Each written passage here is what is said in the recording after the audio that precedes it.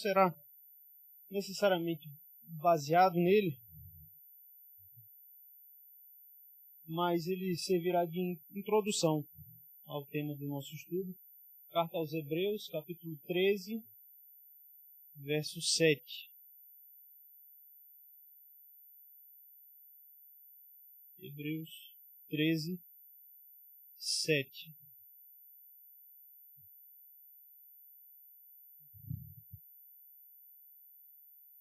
Todos encontraram? Hebreus 13, 7. Vamos ler todo mundo junto? Vamos lá? Lembrai-vos dos vossos guias, os quais vos pregaram a palavra de Deus, e considerando atentamente o fim da sua vida, imitai a fé que tiveram. Amém.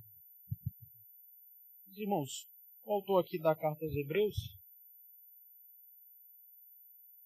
fala sobre a importância de nós termos sempre em mente o exemplo de nossos irmãos do passado, né? Daqueles que Deus levantou como guias da Igreja de Deus, para que sirvam a nós de exemplo, de encorajamento, de exemplo para que imitemos a sua fé, como o autor aqui diz, né? Imitai a fé que tiveram. Portanto, é um exercício sempre proveitoso para nós lermos, estudarmos, né, sobre a vida de irmãos, de servos que Deus tem levantado ao longo da história da igreja, como esses grandes bastiões da fé. E nós estamos nos aproximando de uma data em que isso é muito propício, né? Uma data que é importante para nós protestantes, a data em que comemoramos a Reforma Protestante, no 31 de outubro, a data que ficou e é marcada por ser o dia em que Lutero afixa as 95 teses, né, lá na capela do Castelo de Wittenberg, né?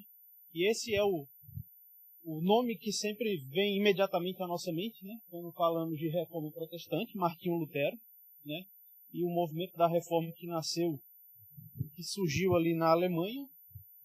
Mas é interessante sabermos que essa voz da Reforma que surgiu na Alemanha, na verdade, ela ecoou em diversos outros lugares, né? Em diversos outras localidades, principalmente ali da Europa, na mesma época, e esse movimento da Reforma foi ganhando, então, força, né? Nós tivemos Lutero na Alemanha, mas tivemos outros reformadores, né, que, influenciados pela teologia de Lutero, reacenderam movimentos de reformas subsequentes em outros locais, como na Escócia ou na Suíça. Na Suíça, de forma mais específica, nós temos dois grandes exemplos, né, dos dois grandes nomes dos reformadores que foram líderes do movimento que ficou conhecido como movimento da Segunda Reforma. Nós temos Ulrico Zwinglio, um reformador que surgiu na região ali de Zurique, na Suíça, mas na porção da Suíça que falava a língua alemã também. E nós temos João Calvino, um reformador que teve o seu ministério na cidade ali de Genebra, também na Suíça, mas na Suíça de fala francesa. Esses dois homens, né, influenciados pela reforma e pela teologia de Lutero, desenvolveram o sistema de doutrinas que veio então a ser conhecido como a fé reformada, né, dentro desse movimento que foi conhecido como Segunda Reforma, porque foi um movimento também muito proeminente, assim como a reforma na Alemanha lá por Martinho Lutero. Podemos, na verdade, até comprovar isso pela quantidade de documentos de fé que foram produzidos por esse movimento da Segunda Reforma. Enquanto que Martinho Lutero escreveu uma confissão de fé e um catecismo, o movimento reformado, a partir de Zwinglio e de Calvino, produziu diversos catecismos, diversas confissões, né? Nós temos como exemplos aí o Catecismo de Heidelberg, a Confissão Belga, os Cânones de Dort, que são os três documentos que formam o que chamamos de três formas de unidade, que são os símbolos de fé da Igreja Reformada nos Países Baixos, além dos símbolos de fé de Westminster, que são os nossos símbolos de fé do presbiterianismo. Então, por essa quantidade de documentos que foram produzidos a partir desse segundo movimento de reforma, a gente vê o quão proeminente ele foi. Claro que fundamentado na teologia, né, que Lutero desenvolveu, da justificação pela fé, da salvação pela graça, mas passando a desenvolver ainda mais a fé reformada de forma sistematizada, que é a fé que nós subscrevemos enquanto igreja, né?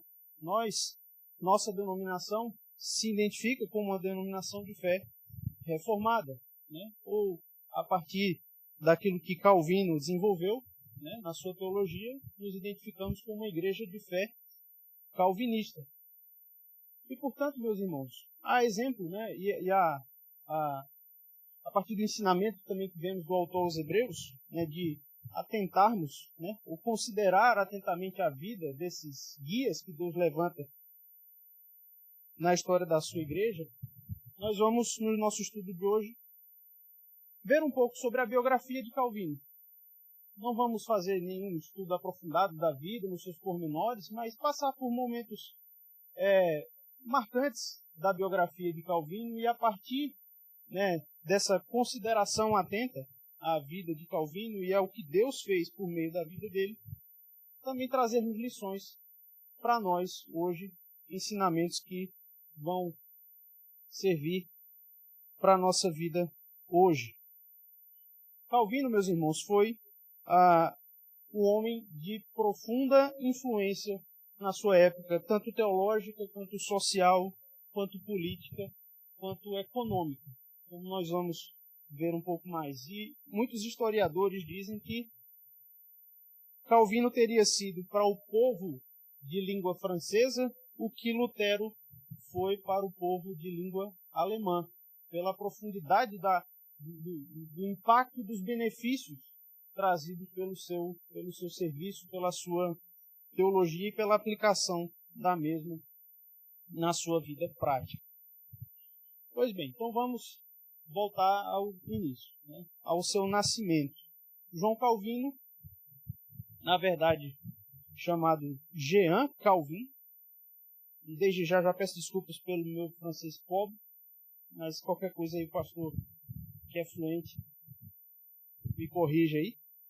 Mas o seu nome, né, do francês Jean Calvin, nasceu em 10 de julho de 1509, na cidade de Noyon, na região da Picardia, que fica ao norte da França. Portanto, Calvino era francês, da região norte, filho de Gerard Calvin, homem que era notório na região por ser representante ou administrador ou secretário do bispado da Igreja Católica Apostólica Romana na sua cidade. Então, Calvino era filho de um homem bastante influente porque ele tinha fortes ligações com a Igreja Católica Apostólica Romana. Ele tinha acesso, na verdade, ao próprio bispo. Então, Calvino surge nesse contexto de uma família com certos privilégios, apesar dele ter ficado órfão de mãe logo cedo, aos 6 anos de idade, em 1515, sua mãe falece, mas, pela graça de Deus, Calvino nasce nesse lar de um pai de certa notoriedade ali na cidade, o que lhe concede certos privilégios, como, por exemplo, o acesso aos estudos. Então, Calvino tem o privilégio que, na época, não era acessível a todos, né, os estudos. Já aos 12 anos, Calvino já começa a estudar na própria cidade de Noyon, já começa a adquirir conhecimentos básicos em latim, e aos 14 anos de idade, ele vai para a universidade. Naquela época, era muito comum que os estudos universitários começassem muito cedo. As crianças se tornavam adultas muito cedo. Então, já aos 14 anos, Calvino sai de Noyon e vai para Paris, a capital da França, estudar na Universidade de Paris, com o objetivo, a princípio, de se tornar padre. Muito parecido com a história do Lutero nesse sentido, né? Essa dessa primeira intenção de tornar-se padre. Lutero, como nós sabemos, era monge. Então, Calvino vai para Paris, estudar na Universidade de Paris. A princípio, então, ele vai estudar filosofia e religião, já com esse intuito de tornar-se padre. Os cursos universitários eram poucas opções. Você tinha medicina, direito, artes e, basicamente, filosofia e religião. Poucos eram as opções. Mas, em 1529, então só relembrando, aos 14 anos ele vai para a universidade. Próximo dos 20 anos, então a vida de Calvino dá uma certa reviravolta, porque o pai dele decide mandá-lo para outra cidade, a cidade de Orleans, para estudar direito, para se tornar advogado, porque o pai de Calvino era advogado. Então, o pai de Calvino toma uma decisão por ele de trocar de vocação, não seguir com a vocação da teologia, de tornar-se padre, mas estudar direito ou jurisprudência, como era chamado o curso de direito na época, com esse objetivo de se tornar advogado. Então, esse é um momento importante na vida de Calvino, porque apesar do pai dele ter, de certa forma, digamos assim, atrapalhado Calvino de seguir a vocação teológica dele, mas os seus estudos justamente na área do direito foram também fundamentais para a influência que Calvino viria a ter no âmbito político e econômico ali da cidade de Genebra. E daí nós já vemos uma aplicação para nós, irmãos, que é a busca, em termos de uma diligência e uma dedicação na nossa capacitação, na nossa vocação, seja ela qual for. A maioria de nós não segue a carreira, ou digamos assim, a vocação eclesiástica, digamos assim, ir para o seminário. A maioria de nós segue vocações de profissões comuns no dia a dia. Mas tudo isso serve para que dentro da nossa vocação, meus irmãos, possamos glorificar a Deus naquilo que nós fazemos. Por isso a busca, por uma diligência e uma dedicação em nós nos capacitarmos naquilo que nós fazemos, deve nos levar a dispor dessa nossa vocação para a glória de Deus. Um biógrafo francês de Calvino, chamado Bernard Cottret, chega a dizer o seguinte, acerca dessa vocação também de Calvino quanto ao direito, do seu estudo do direito. Ele diz o seguinte: direito e leis. Calvino, o teólogo, é, no fim, também, Calvino, o jurista. O seu pensamento fica marcado pela austeridade, a distringência e a geometria da lei, pelo seu fascínio ou aspiração a ela. De certa forma, também o curso de Direito vai doutrinar Calvino no sentido da sua forma de pensar, da sua capacidade de sistematização, como o próprio biógrafo da vida dele fala, a geometria da lei, a capacidade de retórica também, desenvolvida no curso de Direito, vão ser também pedras fundamentais ali para a própria influência que Calvino viria a ter enquanto pastor, enquanto teólogo também. Por isso, meus irmãos, a aplicação para nós quanto à diligência, quanto à dedicação e quanto a aproveitarmos aquilo que Deus põe nas nossas mãos para usarmos para a sua glória, seja o que for que Deus esteja nos chamando. Pois bem, Calvino então vai até Orleans para satisfazer a vontade do pai, estudar direito. Nessa mesma época, Calvino também dedica-se a estudar o grego e o hebraico, então o que vai auxiliá-lo nessa preparação para um posterior estudo mais sério das Escrituras, nos originais. E em 1531, já com 22 anos, o pai de Calvino falece. O pai de Calvino falece em 1531. Calvino, então, retorna a Paris.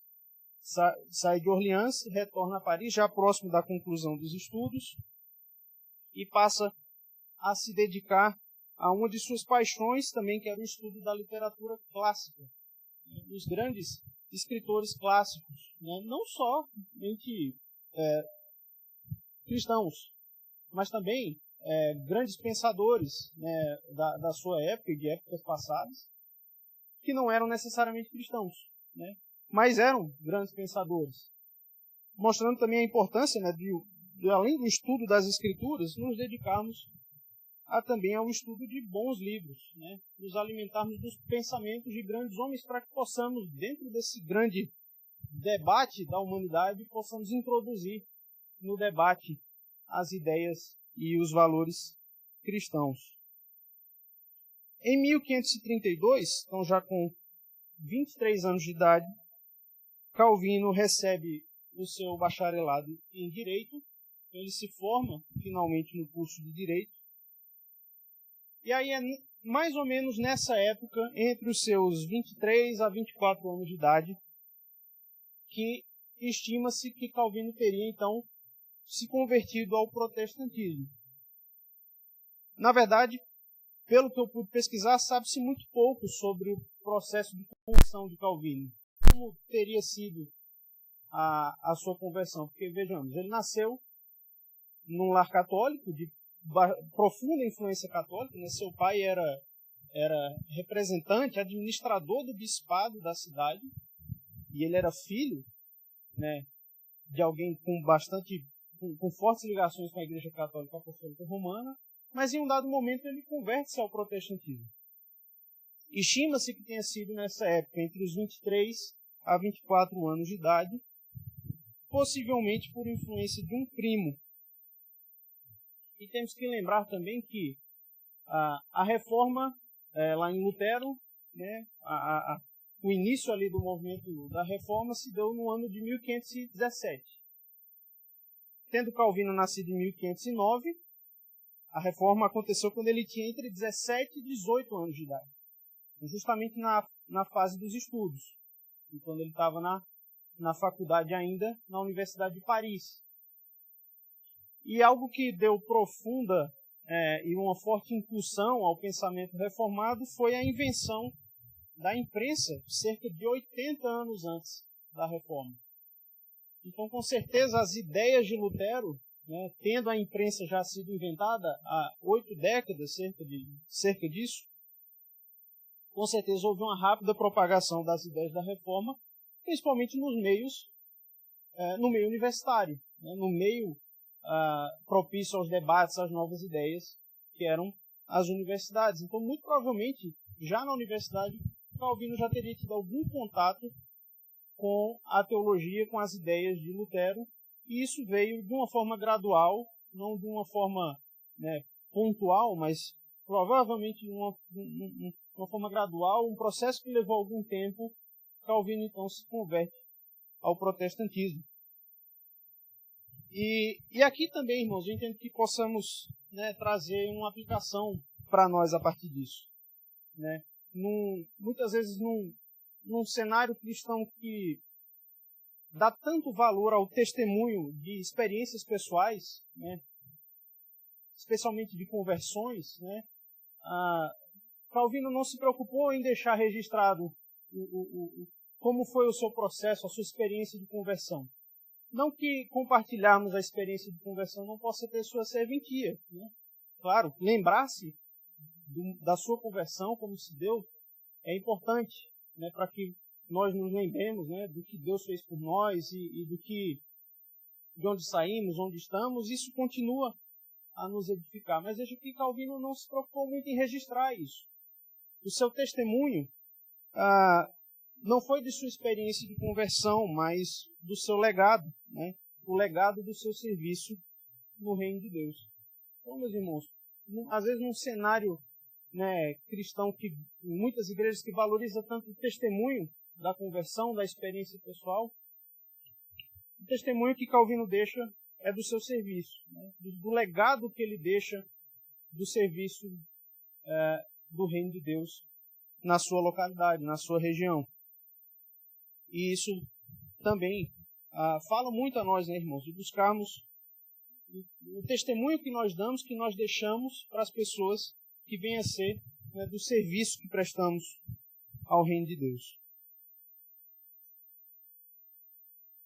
Na época da sua conversão, então, entre os anos aí de 1532 e 1533, ou seja, entre 23 e 24 anos de idade, é uma fase em que começa também uma repressão mais forte ao protestantismo na França. Havia uma forte pressão do Papa ao rei Francisco I, que era o rei da França, para que reprimisse as ideias protestantes, para que fosse mais rígido, para que não permitisse, né, que as ideias se propagassem. Mas é justamente nessa fase da sua conversão que também Calvino passa a ganhar bastante proeminência enquanto teólogo protestante. Ainda nos seus primeiros anos de convertido, Calvino já passa a ganhar certa proeminência. Quando ele escreve o comentário do livro dos Salmos, no prefácio ele deixa um relato que fala sobre isso. Ele escreve o seguinte: após tomar o conhecimento da verdadeira fé e de lhe ter tomado gosto, apossou-se de mim um tal zelo e vontade de avançar mais profundamente, de tal modo que, apesar de eu não ter prescindido dos outros estudos, passei a ocupar-me menos com eles. Fiquei estupefato quando, antes mesmo do fim do ano, todos aqueles que desejavam conhecer a verdadeira fé me procuravam e queriam aprender comigo. Eu que ainda estava apenas no início. Pela minha parte, por natureza algo tímido, sempre preferi o sossego e permanecer discreto, de modo que comecei a procurar um pequeno refúgio que me permitisse recolher dos homens, mas, pelo contrário, todos os meus refúgios se tornavam em escolas públicas. Em resumo, apesar de eu sempre ter pretendido viver incógnito, Deus guiou-me por tais caminhos, onde não encontrei sossego, até que Ele me puxou para a luz forte, contrariando o meu caráter e, como se costuma dizer, me colocou em jogo. Calvino dá testemunho disso, de como já no início da sua conversão, da sua caminhada na fé protestante, ele já era procurado. E ele não queria isso, né? Disse que a personalidade de Calvino já era muito diferente da de Lutero. Lutero era uma pessoa muito mais, né, como é que podemos dizer, de um ânimo mais exaltado, alemão, né? Não tinha papas na língua, né? Calvino não, era conhecido pela austeridade, pela tranquilidade. Ele mesmo fala, ele nunca buscou ser conhecido, ele buscava viver de forma incógnita, ele queria só um lugarzinho, né, um pedacinho de terra para ficar sossegado ali, longe de todo mundo. Mas ele mesmo disse que Deus nunca deixou que isso acontecesse, né? Que Deus ia lá, puxava ele, pois tinha, né, um propósito, um objetivo, né? Ele mesmo diz que todos os refúgios dele se tornavam em escolas públicas, né? E que Deus, assim, sempre nunca deixou que ele encontrasse esse sossego, mas o chamava sempre ao serviço. E é o que muitas vezes acontece conosco, né, irmãos? A gente, muitas vezes, né, se vê em diversos momentos com esse mesmo pensamento de Calvino, né? Por desânimo, ou muitas vezes ou por uma própria inclinação nossa de personalidade e caráter, ou por sermos, né, estarmos sujeitos a desanimarmos, a enfraquecermos muitas vezes na fé e no serviço. Muitas vezes a gente só quer sumir, né? E muitas vezes Deus nos mostra, né, que Ele tem um propósito para nós, um chamado para que nós exerçamos, né, o serviço do reino. Então, muitas vezes, a experiência de Calvino vai ser a experiência de muitos de nós, onde a gente se vê, muitas vezes, fugindo do serviço ao qual Deus nos tem chamado, mas que o Senhor também não nos dê sossego, né? Enquanto nós não cumprirmos com o propósito que Ele tem para nós, a vocação e o chamado que Ele tem para nós no serviço do Seu reino. Amém? Muito bem. Então, continuando. Calvino dá esse testemunho de como foi seu início ali na caminhada na fé protestante. E logo nesses primeiros anos, Calvino começa a experimentar um pouco também dessa repressão da qual eu falei ao protestantismo. A pressão que o Papa e a Igreja Católica começaram a colocar no rei da França para perseguir o movimento protestante. Já nesses primeiros anos de convertido também, Calvino precisa fugir de Paris e passar quase um ano fora de Paris por um episódio que ficou conhecido como o episódio do discurso de Nicolas Cop. Quem foi Nicolas Cop? Nicolas Cop era o reitor da Universidade de Paris, na qual ele tinha estudado anos anteriores. Né? E disse que ali em 1553, no discurso que o reitor fez no início para marcar ali o início do ano letivo, né, aquele discurso que o reitor faz, né, como um diretor faz no colégio para os alunos, né, o reitor da universidade então faz muitos comentários abrasados contra a Igreja Católica, né, já influenciado também pelo pensamento protestante. E aquele discurso causa um rebuliço ali, né, em Paris, e de repente Calvino foge de Paris. Meio que sem explicação, sem dar muita explicação, sem dar muito motivo, sem contar para muita gente, Calvino foge. Ele sai de Paris. E quando as pessoas vão olhar nos pertences dele, eles encontram um manuscrito na letra de Calvino do discurso que o reitor tinha feito. Então suspeita-se que Calvino teria sido quem escreveu o discurso que o reitor fez, esse discurso inflamado, né, contra a Igreja Católica. Não se tem certeza disso, mas existe uma forte suspeita. Então Calvino já teria experimentado, né, dessa repressão ao movimento reformado, também já nos seus primeiros anos de convertido, nesse episódio que ficou marcado como sendo o episódio do discurso de Nicolas Cop. Mas menos de um ano depois ele volta a Paris, em 1534. Em 1535, ou seja, já com 26 anos, Calvino vai para Basileia, na Suíça, possivelmente também tendo fugido, não se tem certeza, mas é possível que tenha sido uma fuga também por causa da repressão ao movimento protestante na França. E é na cidade de Basileia, em 1536, um ano depois da sua ida a Basileia, que Calvino publica a primeira edição, então, da sua obra-prima, né? A sua obra que ficou conhecida como As Institutas da Religião Cristã.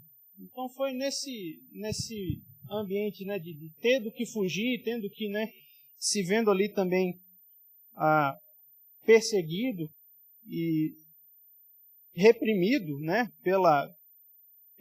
pelo governo da França, que ele publica a primeira edição das Institutas. O que são as Institutas, né? Que obra é essa que ficou tão famosa? Nada mais é do que o resumo da teologia calvinista sobre os diversos assuntos da fé cristã.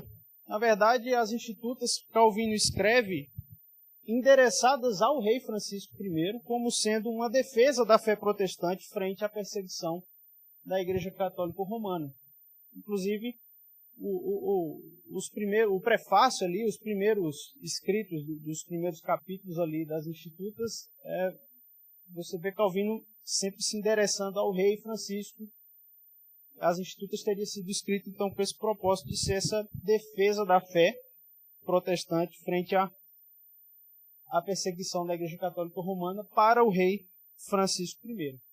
E Calvino faz todo esse tratado, né, de diversos assuntos acerca da fé cristã e fundamenta ali o seu pensamento, que veio a fundamentar a fé calvinista.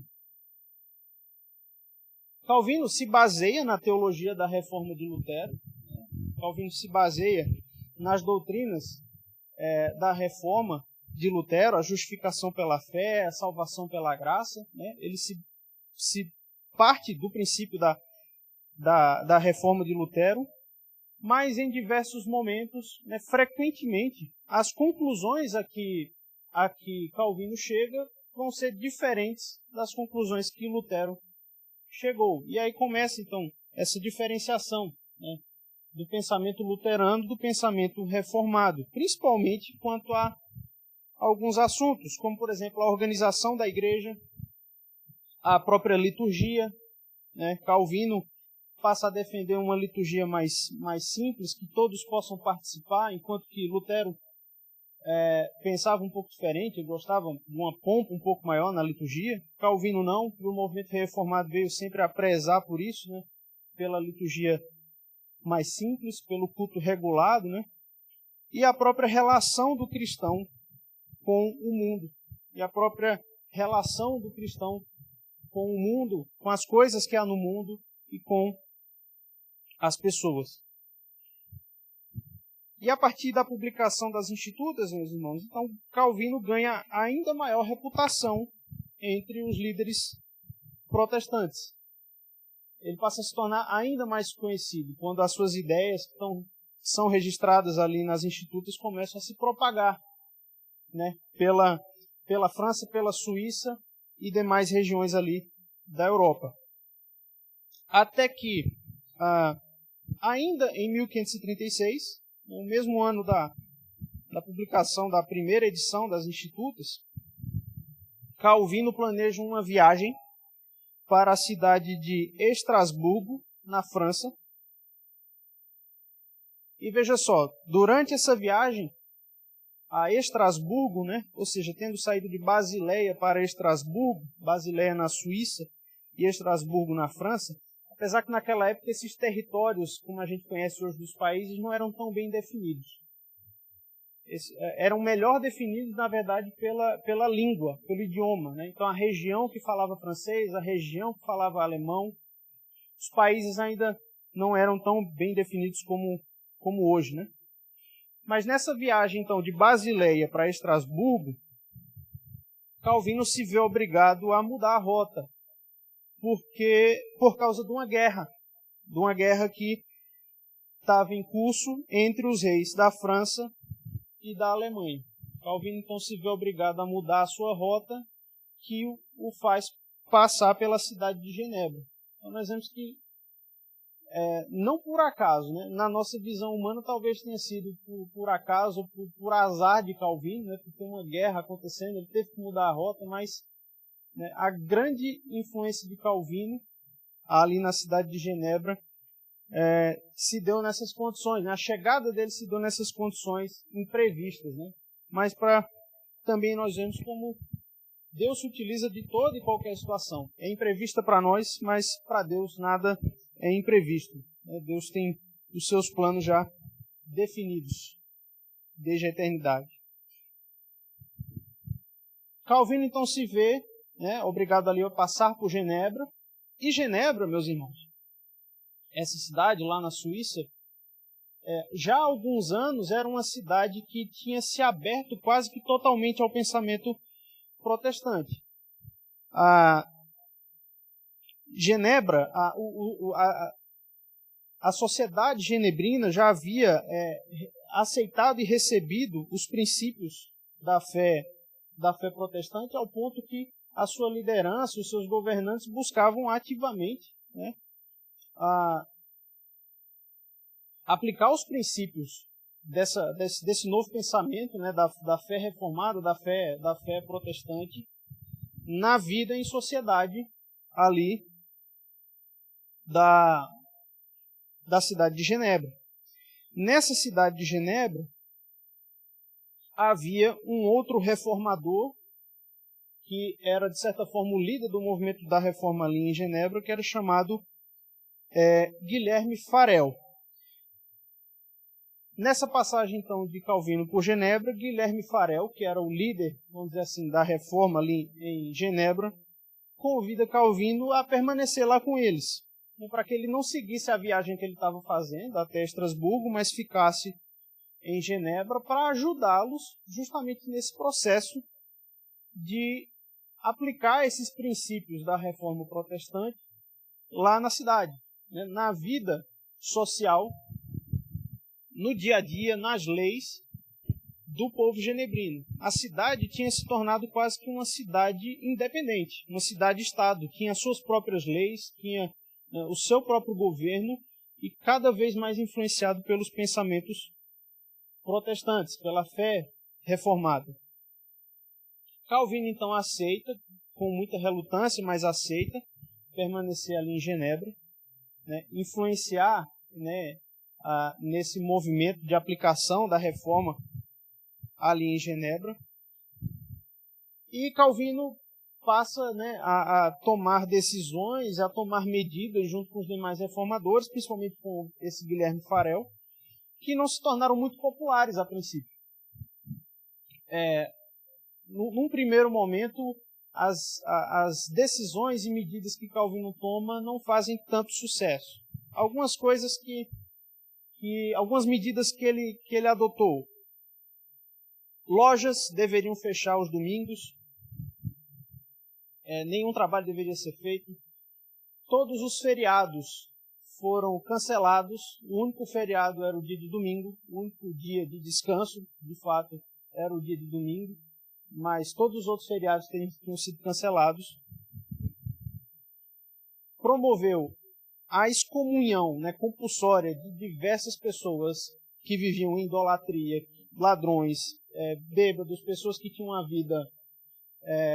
uma vida moral não tão exemplar. Ele, né, promoveu a excomunhão da igreja de muitas pessoas que não tinham uma vida moral exemplar. Muitas pessoas foram expulsas da cidade de Genebra por serem acusadas de heresia, pessoas que ainda mantinham a fé católica romana. Os anabatistas também muitos foram expulsos da cidade de Genebra. Então, assim, várias medidas que, a princípio, causaram um certo tumulto e não foram tão bem recebidas, ao ponto que, 2 anos depois, em 1538, Calvino e Farel, que foi quem o convidou a permanecer em Genebra, são expulsos de Genebra. São expulsos da cidade. Então, Calvino termina a sua viagem e vai para Estrasburgo, né? Tendo sido expulso de Genebra, ele vai finalmente para Estrasburgo, que era a cidade para onde ele estava indo e não chegou, porque ficou em Genebra. E ele passa ali em Estrasburgo um tempo. Ele passa um tempo com outro reformador, chamado Martin Bucer, com quem ele aprende vários princípios também políticos e econômicos e a influência do pensamento protestante. Lá em Estrasburgo, ele se casa com Idelete de Beret. Às vezes nem eu entendo minha letra aqui, gente. Perdoem aqui, está tudo à mão aqui. Às vezes minha letra não é lá essas coisas todas, não. Mas acho que é esse o nome, Idelete de Beret. Ele se casa em Estrasburgo. E ali ele passa a pastorear uma igreja de refugiados de língua francesa. Então, Calvino sai de Genebra, vai para Estrasburgo, mas ele não fica parado. Ele passa a pastorear essa igreja de refugiados de língua francesa. É lá em Estrasburgo que ele publica o seu primeiro comentário bíblico, que foi da Carta aos Romanos. Em Estrasburgo é onde ele publica uma versão ampliada das Institutas, uma versão 3 vezes maior do que a primeira. Dentre outras obras, dentre outros tratados, outros comentários, então nós vemos que, apesar, né, digamos assim, desse aparente fracasso em Genebra, é em Estrasburgo que o seu serviço também é abençoado por Deus, né? O serviço feito por Calvino ali em Estrasburgo, né, também foi bastante profícuo, né? O que nos traz também uma aplicação, né, irmãos, e um ensinamento de que muitas vezes nossos planos falham. Né? Nós planejamos algo até no serviço de Deus, no serviço do reino, na nossa igreja, nós temos diversos planos. mas muitas vezes não são confirmados pela vontade de Deus. Mas não é sinal, né, de que Deus não esteja no controle de todas as coisas. Pelo contrário, Deus nos chama, a mesmo quando nossos planos falham, inclusive no serviço do reino de Deus, Deus nos chama a não desanimar, mas a nós servirmos de outras formas, em outras frentes, né? Às vezes as frentes de batalha que a gente quer batalhar hoje não são as que Deus quer que nós batalhemos nesse momento. Então aquilo que Deus confia às nossas mãos, meus irmãos, é o que nós devemos nos empenhar em fazer, mesmo que nossos planos muitas vezes não se concretizem. Mas os planos de Deus são maiores que os nossos. E Calvino experimenta isso na sua vida também nesse episódio da expulsão, né, de Genebra, dessa primeira estadia em Genebra, tendo sido expulso e tendo que ir para Estrasburgo. Lá em Estrasburgo, Deus continua o usando num ministério bastante profícuo, né, irmãos? Mas, aprove a Deus, né, que alguns anos depois, em 1541, ou seja, 3 anos depois da sua expulsão, ele volta a Genebra a pedido dos líderes da cidade. De forma bastante irônica até, né? Porque os próprios líderes perceberam que, sem uma figura central ali que conduzisse, né, que os orientasse nesse processo de implantação das ideias protestantes, a coisa não estava indo muito bem, estava indo um pouco bagunçada, e eles mesmos chamam Calvino de volta. Calvino então regressa a Genebra e dessa vez ele permanece lá definitivamente, até o fim da sua vida. E aí é nessa segunda estadia em Genebra que nós vemos, né, a influência, o tamanho, né, da influência que Calvino teve na vida social ali em Genebra. É onde nós vemos o Calvino, quem era de fato Calvino. O período em Estrasburgo também serviu para um aprimoramento também da sua teologia, das suas ideias, e é nessa segunda estadia onde nós vemos Deus agora sim, né, confirmando os projetos e os planos que Calvino tinha ali para a cidade de Genebra. E um breve resumo das várias coisas que Calvino realizou ali em Genebra. São diversas coisas, mas eu elenquei apenas algumas aqui para nós resumirmos. Mas basicamente Calvino promove ali a organização da igreja, primeiro da fé, os símbolos de fé, a fé da igreja em Genebra, organiza a liturgia e organiza a liderança da igreja, instituindo ali os cargos de liderança, presbíteros, diáconos, pastores, mestres. Institui ali, né, um forte ensino teológico e a prática da pregação expositiva, pela qual Calvino fica bastante conhecido também, na prática da pregação expositiva, lendo os livros bíblicos, expondo-os extensivamente, buscando explicá-los e aplicá-los na vida da igreja. Passando mais para a vida social da cidade também, Calvino estabelece em Genebra o consistório, que nada mais era que um tribunal formado tanto de pastores, reformadores, quanto de pessoas leigas, para julgar a conduta dos cidadãos à luz da palavra de Deus. Algumas leis que Calvino ajuda a implantar também em Genebra: leis de repressão à imoralidade sexual, leis de regulação das tavernas, que eram os bares, né? Nós sabemos que os reformadores nunca falaram, digamos assim, definitivamente contra o consumo do álcool, mas ainda assim Calvino instituiu leis de regulação das tavernas para que não houvesse, né, excessos, confusões, e ali ele faz ali na cidade de Genebra. Como havia dito, aos domingos tornou-se proibido trabalhar, ir ao teatro, jogar cartas, dançar. Então, é promulgada a lei ali que define que o dia do Senhor deve ser separado ao descanso, ao culto e outras atividades passaram a ser proibidas na cidade de Genebra. Contribuiu para a criação de um sistema educacional acessível a todos, mais acessível à população, às pessoas. O privilégio que ele teve já na sua infância, ele trabalha ali em Genebra para proporcionar aos cidadãos genebrinos, além do fortalecimento do ministério social da igreja por meio do serviço diaconal de auxílio aos necessitados, a suprir as necessidades das pessoas, dentre várias outras coisas. Mas disse que esse trabalho de Calvino em Genebra se tornou tão famoso, tão bem sucedido, que reformadores de toda a Europa iam a Genebra visitar e ver o que estava sendo feito, e testemunhar daquilo que estava sendo feito em Genebra e levar para as suas cidades, as ideias, os projetos. O reformador escocês John Knox referiu-se a Genebra como sendo a mais perfeita escola de Cristo que já existiu sobre a terra desde os dias dos apóstolos.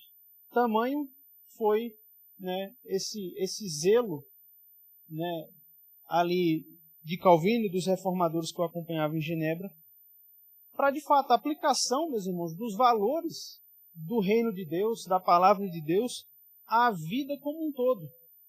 O ministério de Calvino não se limitou só ali à igreja, ao púlpito, à pregação ali no domingo, mas tomou conta da vida social daquela cidade como um todo.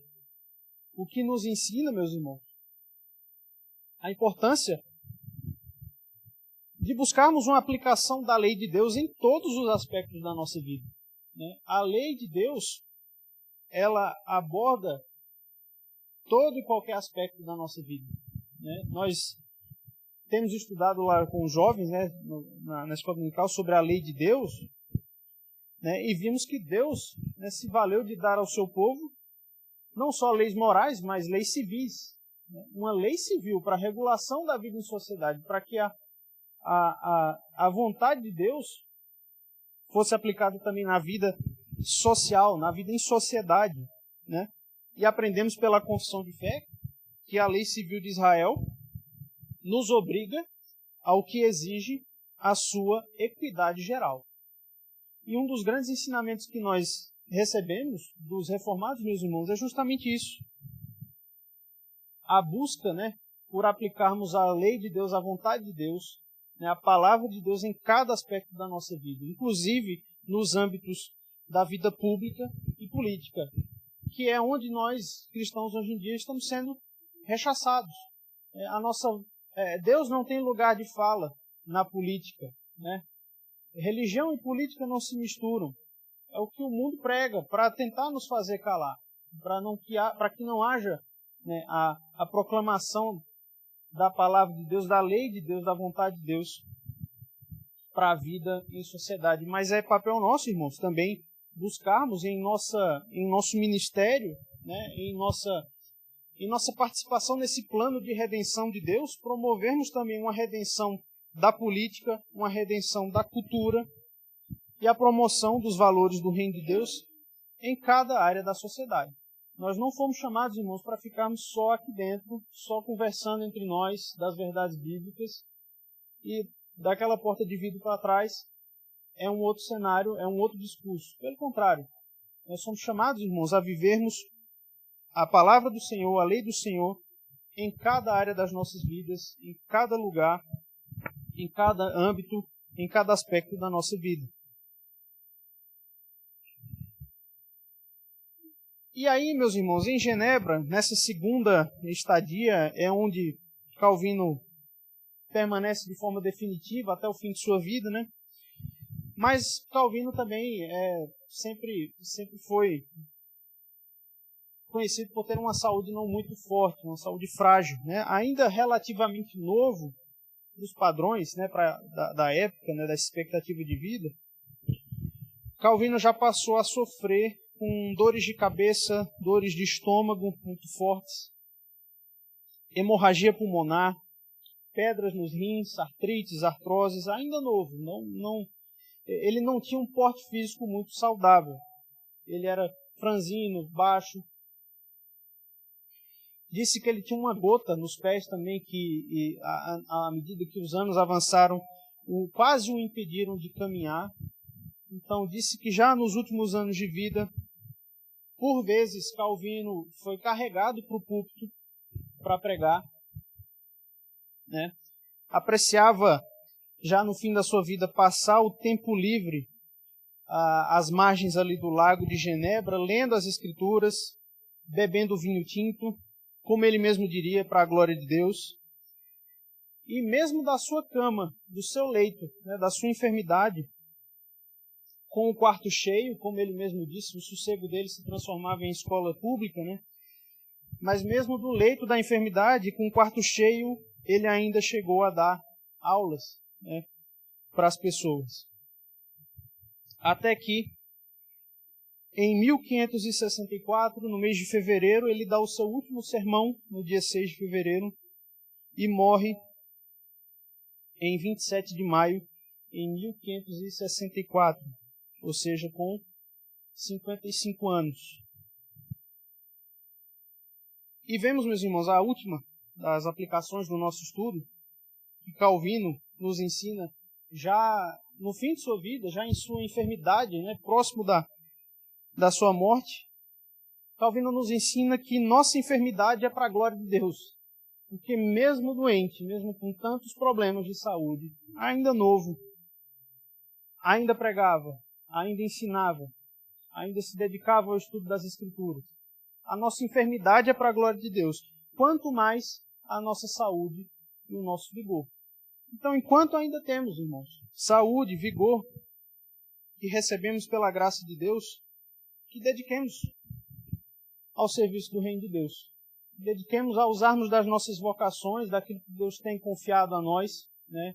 Deus nos tem chamado a servir aqui nessa igreja, aqui nesse lugar, nessa comunidade, que gastemos, né, nossa saúde, nosso vigor, aquilo que Deus tem nos dado dia após dia, para a sua glória, para o seu serviço, buscando, né, a partir do exemplo de Calvino, também empreendermos nossa vida na busca de aplicarmos os valores do reino de Deus na nossa vida por completo, né, em cada uma das áreas da vida, né, não só no serviço aqui, né, uns aos outros, mas em nossas vidas, né, em nossas vidas como um todo, naquilo que Deus tem nos chamado a fazer no mundo afora, né, no exercício da nossa vocação, que possamos confiar, né, e pedir a graça de Deus e sabedoria da parte dele para que possamos, né, com a ajuda dele, fazermos isso.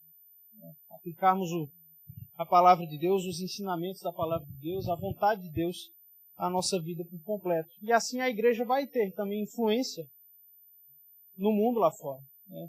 Não só por uma pregação bonita, não só por palavras bonitas, palavras de consolo, de incentivo, né, para o ser humano que se encontra triste, vazio, mas pelas ações reais que a igreja há de fazer na sociedade, né, pelas ações reais de influência que a igreja de Cristo vai ter na sociedade, para que o nome de Deus seja glorificado, para que a sua vontade seja feita, para que o seu nome seja temido, para que ele venha a ser assim adorado e reverenciado.